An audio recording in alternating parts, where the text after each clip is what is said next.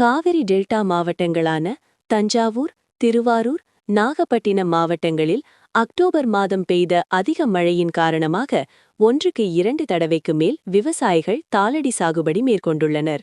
பெரும் பொருட்செலவில் காலம் கடந்து சாகுபடி செய்யப்பட்டதால் பிப்ரவரி இறுதி வரையிலும் தண்ணீர் தேவை உள்ளது.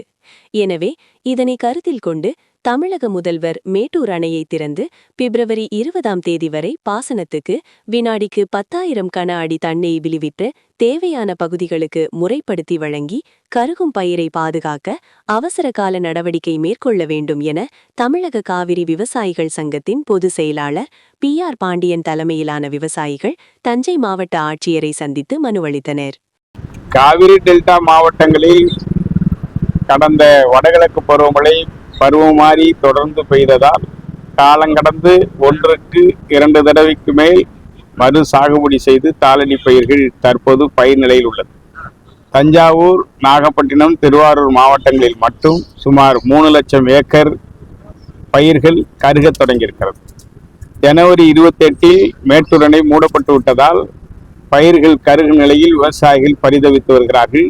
எனவே தமிழ்நாடு அரசு உடனடியாக 10,000 கனஅடி தண்ணீரை பிப்ரவரி 20ஆம் தேதி வரையிலும் திறந்து கருகும் பயிரை காப்பாற்ற முன்வர வேண்டும்.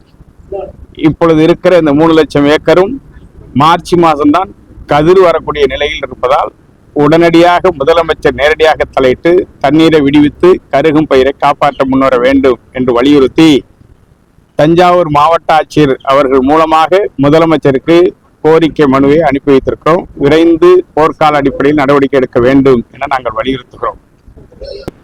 மன்னார்குடியிலிருந்து பட்டுக்கோட்டை செல்லக்கூடிய ரயில் பாதைக்கான திட்டமிடப்பட்டு 15 ஆண்டுகளுக்கு மேலாக நிலுவையில் இருக்கிறது. ஒரு குறிப்பிட்ட அளவிற்கு பாலங்கள் கட்டப்பட்டு இடங்கள் கையகப்படுத்தப்பட்டிருக்கிறது.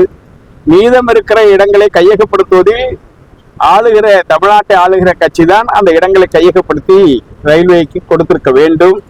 விவசாயிகள் எதிர்ப்பால் அந்த நிலங்களை கையகப்படுத்துவதில் பின்னடைவு ஏற்பட்டிருப்பதாக ஒரு செய்தி வருகிறது.